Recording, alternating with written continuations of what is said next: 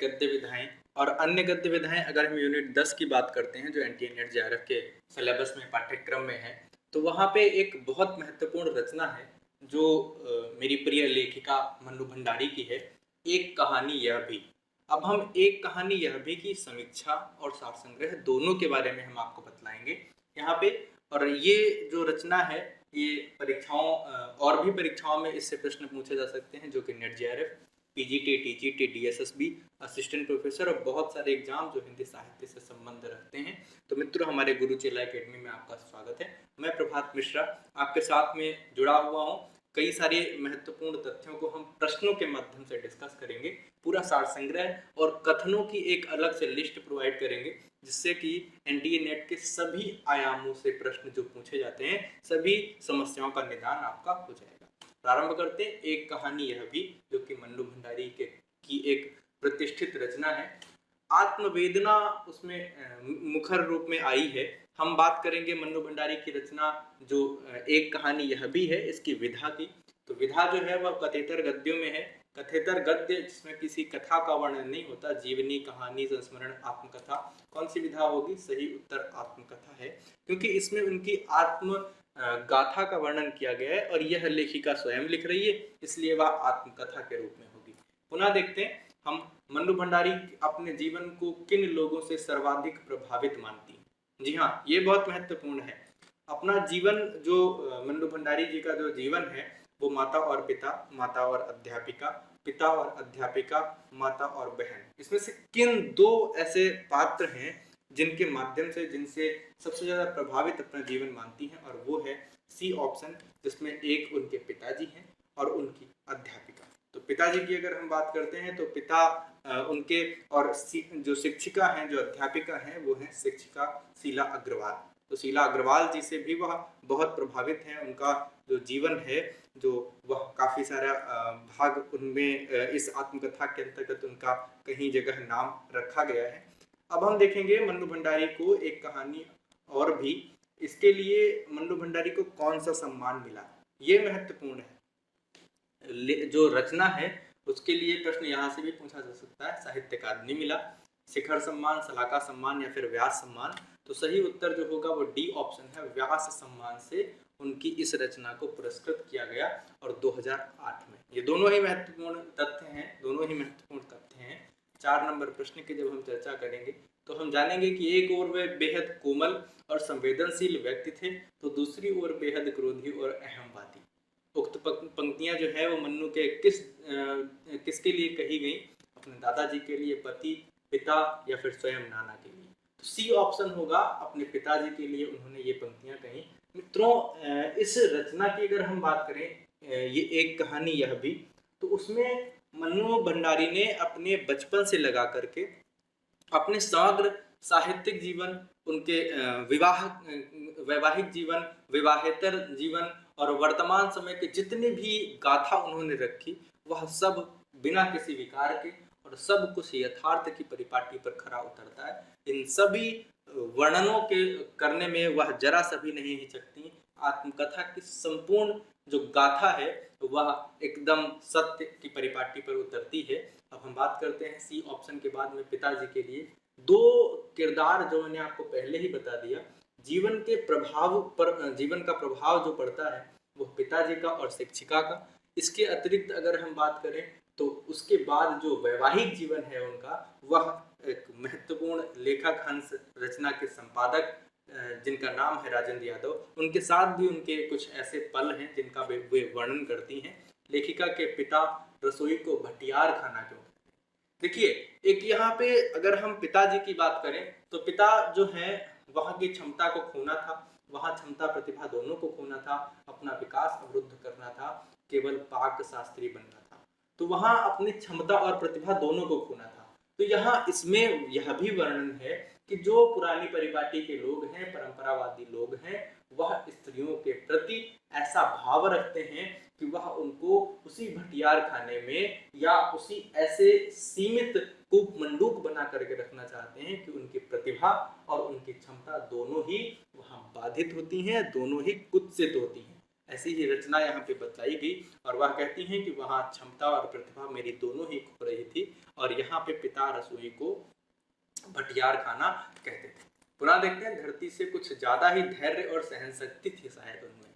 ये देखिए, ये बहुत महत्वपूर्ण कथन है। यह भी उन्होंने किसके लिए कहा, विकल्प हमारे पास आए और सही उत्तर होगा ए। ये धरती से ज्यादा धैर्य और सहनशक्ति, ये सहनशक्ति इसलिए थी कि वह उस भटियार खाने की सबसे सुपरस्टार थी।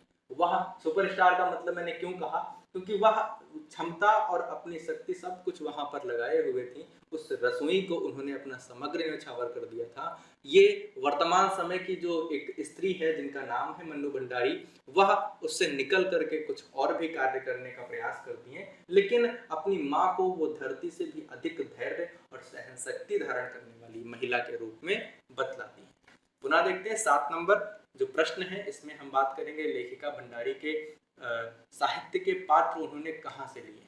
जी हाँ, अब ये पात्र जो उनकी आत्मकथा है, तो उसमें आत्मकथा में उन्होंने जो वर्णन किए हैं उसमें उन्होंने अपने आसपास में या अपने जीवन में आने वाले कुछ लोगों का भी वर्णन किया है। और ये पात्र हैं, ये साहित्य के पात्र या उनकी जो कहानियां हैं, उनकी जो रचनाएं हैं, उनमें जो पात्र लिए गए, उन सभी का जो स्रोत है वह है उनका अजमेर का एक मोहल्ला।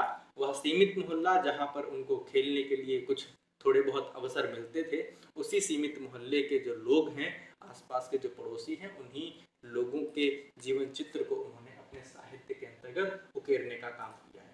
अपने ही घर में हीन भावना का शिकार क्यों हो गई। अब ये देखिए, यहाँ से हम इसके कथन की ओर चलेंगे, इसके विषय की ओर चलेंगे। जो एक कहानी, यह भी एक महत्वपूर्ण रचना है। अब देखिए, जो लेखिका है वो अपने आप स्वयं यह स्वीकार करती है कि वह हीन भावना का शिकार हो गई। हीन भावना किस लिए, क्योंकि उसमें देखिए कुछ कथन हमने यहाँ पे रखे हैं सही उत्तर के रूप में। बचपन में काली दुबली पतली और मरियल सी थी, देखने में बिल्कुल अच्छी नहीं लगती थी, पिता की बिल्कुल लाडली नहीं थी। पिता लेखिका की तुलना उसकी बहन से करते थे और उसे हीन सिद्ध कर देते थे, क्योंकि जो उसकी बड़ी बहन है वह कैसी है, वह सुंदर है, सुशील है और बुद्धिवादी है, बुद्धिमान है। इन सभी की तुलना वह करते थे और उस मन्नू भंडारी को वह हीन सिद्ध कर देते थे, क्योंकि वह न तो देखने में अच्छी है, दुबली पतली है, मरियल सी है, काली सी है, जिसके प्रति वह सदैव एक हीनता रखते हैं। बहन सुशीला खूब गोरी है, स्वस्थ है और हंसमुख है। ये सारे कथन हैं। इन सभी कथनों से जब बार बार वही चित्र उसके सामने आते हैं मन्नू भंडारी, और देखिए कितना सहज भाव में यह सारी बातें, यह सत्यता जो है वह मन्नू भंडारी स्वीकार करती हैं। जब भी आत्मकथा लेखन किया जाता है, तो हरिवंश राय बच्चन की भी आत्मकथा पढ़ी, वह भी बहुत सुंदर है, बहुत उत्तम है। आप हुदरी की चर्चा करें तो वह भी एक उच्च कोटि की आत्मकथा है, उसका भी वर्णन हम कर चुके हैं। और यह भी आत्मकथा जो है, यह अपने आप में एक विशिष्ट कोटि की आत्मकथा है, जिसमें बिना किसी अतिशयोक्ति का प्रयोग किए हुए सब कुछ यथार्थ जैसे का तैसा रख दिया जाता है। इसी की चर्चा हम करेंगे। 9 नंबर प्रश्न की जब चर्चा करते हैं, डी ऑप्शन होगा, इसमें सारे बिंदु सही हैं। एक कहानी यह भी को आत्मा का आईना कहा। जी हाँ, आत्मा का आईना। अब देखिए, मैं जो अभी बात कह रहा था उसी का सीधा सीधा एक सामासिक शब्दावली, ये फ्रेज आ गया और ये इसमें कहा कि आत्मा का आईना उस आत्मकथा के माध्यम से बताया गया। सही उत्तर के रूप में यहाँ पे जो होंगे वो मैनेजर पांडे हैं। मैनेजर पांडे ने आत्मा का आईना कहा क्योंकि सब कुछ साफ साफ इसमें इस आत्मकथा में दृष्टिगोचर होता है, जो मन्नू भंडारी के जीवन के छोटे छोटे तथ्यों को उद्घाटित करने का काम करता है। सामान्य परिचय देने के लिए हम कुछ यहाँ से कथन रखेंगे, क्योंकि प्रश्नों की जो श्रृंखला है वह भी अपने आप में अहम है और जो रचना है उसके भाषा और उसके जुड़े हुए तथ्य वह भी अपने आप में अहम है। अब हम बात करते हैं भूमिका की।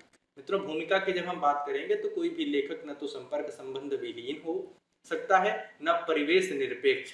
जो परिवेश है वह सदैव उसके साहित्य के अंतर्गत, उसके जीवन के अंतर्गत सब कुछ धारण करेगा। इसलिए उन घटनाओं को तो इसका अनिवार्य हिस्सा होना ही था। कौन सी घटनाएं जो उनके साथ में जीवन में घटती हैं, जो उनके जीवन को कभी भी खाली नहीं छोड़ती, जिन्होंने मात्र मेरी संवेदना को ही नहीं बल्कि पूरे देश को झकझोर कर रख दिया था।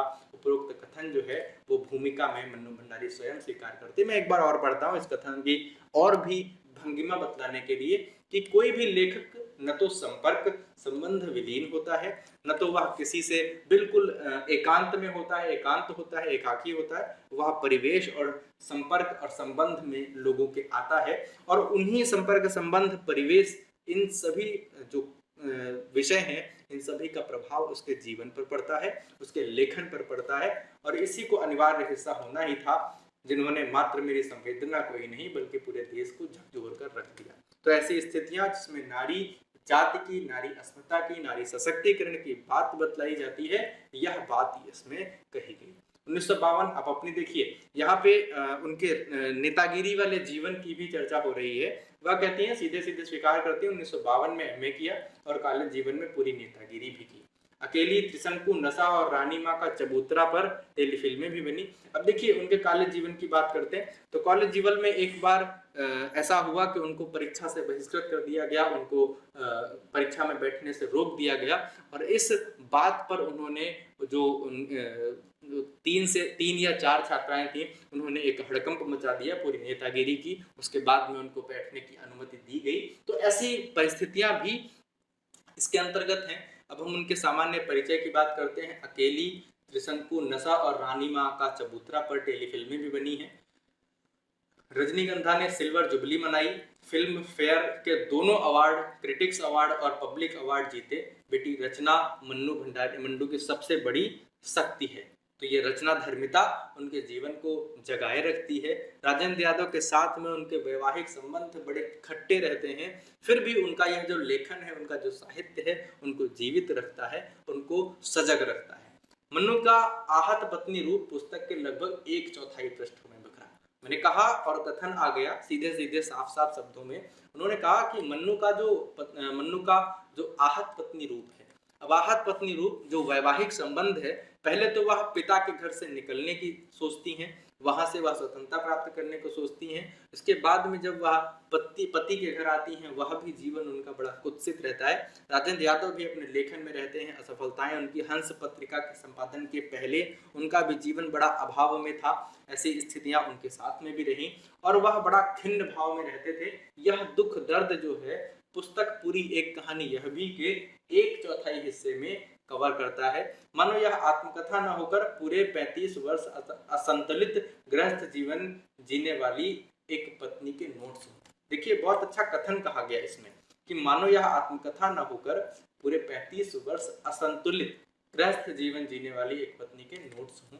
यह सब कहा गया। मन्नू जी के चित्रण से यह बार बार उभरता है कि राजेंद्र यादव बुरे नहीं हैं, दायित्वहीन हैं। यह सब उनके दृष्टिगोचर, उनके लेखन से भी दृष्टिगोचर होता है। इसमें यह बात मन्नू भंडारी ही नहीं स्वीकार करती, इसको राजेंद्र यादव स्वयं भी स्वीकार करते हैं कुछ लेखों के माध्यम से कि वह दायित्वहीन है। उनके चिंतन और व्यवहारिक जीवन में कहीं फाक है। खुद राजेंद्र जी ने मुड़ मुड़ के देखता हूं मैं इसे स्वीकार किया, अपने आप से पूछता हूं कि स्वतंत्रता के छूट का मेरा ऑब्सेशन सच ही कहीं लंपटता की छूट का ही तो दूसरा नाम नहीं है। मुझे घर भी चाहिए और निर्बंध उत्तरदायित्वहीनता भी। देखिए ये बहुत अच्छी शब्दावली का प्रयोग भी उन्होंने किया कि मुझे घर भी चाहिए और निर्बंध उत्तरदायित्वहीनता भी। ये उत्तरदायित्व जो है यह उनको नहीं चाहिए, यह हीनता ही रही उनके जीवन में। और यही उनके संबंधों में जो कलह थी उसका एक रूप दृष्टिगोचर करता है। यहाँ पे अगर हम बात करें उनका उत्तरदायित्वहीन, यह भी कि 7 वर्ष की जो प्रेगनेंसी है उसमें मन्नू भंडारी से बिल्कुल पुरुषाहार न पूछने का जो काम है उनके जीवन में, वह उनका निर्भय दायित्वहीन होकर के सो जाना, यह सब उनके इस बात को बतलाता है। जब मन्नू के व्यक्तित्व का लेखक पक्ष सजीव सक्रिय रहा, वे चाह कर भी राजेंद्र से अलग नहीं हुई। जब लिखना छोड़ा तो राजेंद्र को भी छोड़ दिया।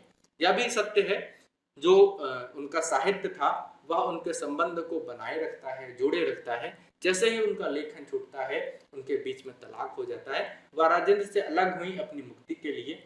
यह एक तरफ देह से गेह की यात्रा कथा है, वहीं दूसरी तरफ देह से देवी की एक संविधा की तरह होम होती रही, तो दूसरा हवन से निकले धुएं का सुगंध लेता रहा। यह सब कुछ उनकी इस कथना, इस कथा, इस परिकथा, इस आत्मकथा के अंतर्गत बतलाया गया किस प्रकार की उनके जीवन की आहुतियाँ, उनके जीवन के जीवन रूपी जो हवन है, हवन कुंड को किस प्रकार से प्रज्वलित करती रहीं, यह सब बतलाया गया। अब बात करते हैं मंजू की रचनात्मकता के निर्माण में उनके अजमेर के ब्रह्मपुरी मोहल्ले के विभिन्न पात्रों का हाथ है। और जैसे स्वीकार करते हुए कहती हैं कि मेरी कम से कम 1 दर्जन आरंभिक कहानियों में इसी मोहल्ले के पात्र हैं। मैंने कहा कि अजमेर का जो ब्रह्मपुरी मोहल्ला है वो जो परिवेश निरपेक्षता है, वो परिवेश निरपेक्षता कहीं नहीं मिलेगी। परिवेश के प्रति सापेक्ष दृष्टिकोण, जो संपर्क संबंधों का जो प्रभाव है वह उनके इन रचनाओं के ऊपर देखने को मिलता है। और कम से कम 1 दर्जन आरंभिक कहानियां इसी मोहल्ले के पात्रों पर आधारित हैं। अपने अहम और सामंती संस्कारों से लाचार राजेंद्र कुंठाएं पालकर मेरा और अपना जीवन असहज और तकलीफदेह बना चुके थे। देखिए, एक रिश्ता, एक संबंध जब इस प्रकार की उहापोह में, आलोड़न विलोड़न में जब फंस जाता है तो ऐसी स्थितियां बड़ी जंगम हो जाती है। न निकलना बनता है, न रह पाना बनता है, और वह सब कुछ सहा जाता रहा। 35 वर्ष का वैवाहिक जीवन उनका इस प्रकार से चलता रहा। उसके बाद में अलग होना हुआ। बस मैं ही खुद अपनी दुखती रगों को और खाली कोनों को अपने लेखन से पूरा करने की कोशिश करती रहती थी। ये दोनों ही लेखक जीवन के वर्णनों को, प्रक्रमों को बतलाने का काम करता है। तो मित्रों, उन बेहद अपमानजनक स्थितियों का ब्यौरा प्रस्तुत करना, सबके बीच अपने आप को नंगा करके खड़ा करना जैसा था, और कम कठिन काम नहीं था यह मेरे लिए। देखिए, वही एक समाज का भी एक बोझ था, समाज के प्रति भी उनकी जिज्ञासा थी, समाज की भी जिज्ञासा, समाज का परिहास, यह भी उनको अलग नहीं होने देता था। यह भी उनको उस एक बहुत अच्छा शेर है अब्बास ताबिस का कि हम हैं तालाब पर बैठे हुए हंस। जी हाँ, बहुत महत्वपूर्ण शेर है ये, सब कुछ कह डालेगा कि हम हैं तालाब पर बैठे हुए हंस, जो ताल्लुक निभाते हुए मर जाते हैं, दस्त में प्यास बुझाते हुए मर जाते हैं। जो ये हंस जो है वो सूखे हुए तालाब पर भी बैठता है और उसका रिश्ता जो तालाब से है वह निभाता चला जाता है। ऐसा ही कुछ इस मंडू भंडारी की इस आत्मकथा में भी दृष्टिगोचर होता है। समय और स्थितियों ने जिन घावों पर पपड़ियां जमा दी थी, उन्हें यदि कोई खुरचे तो खुरचे से घावों से केवल मवाद ही तो बहेगा, कुछ और भी नहीं निकलने वाला। वह दर्द धीरे धीरे जख्म बन गया था, और न उसका खुरचना बनता था और न उसका सह पाना। समय और स्थितियों ने जिन घावों के ऊपर पपड़ियां जमा दी थी, उन्हें यदि कोई खुरचे, जी हाँ 2 बार हो गया, माफी चाहता हूँ। तो इस प्रकार से उन्होंने इस आत्मकथा को एक रूप दिया। आत्मकथा बहुत उत्तम है। जब हम पढ़ते हैं तो हम मंडू भंडारी के इस साहित्यिक जीवन की चर्चा करते हैं, जानते हैं, समझते हैं। नारी अस्मिता का भी बोध होता है। एक लेखक के साथ में किस प्रकार से जो जंगम स्थितियां हैं वह भी दृष्टिगोचर होती हैं। सिर्फ और सिर्फ मंडू भंडारी का ही जीवन नहीं, हम इससे हंस के संपादक राजेंद्र यादव के भी जीवन के बारे में जान मिलता है। तो मित्रों, हमारे गुरुचेला एकेडमी में निरंतर बने रहें, लाइक शेयर सब्सक्राइब करते रहें, बेल आइकन प्रेस करेंगे ताकि हम आपको नए नए नोटिफिकेशंस प्रोवाइड कर सकें। यूट्यूब, फेसबुक, टेलीग्राम, व्हाट्सएप सभी माध्यमों से पीडीएफ और लाइव क्लासेस के लिए 9415525028 से संपर्क कर सकते हैं। बहुत बहुत धन्यवाद मित्रों आप सभी का।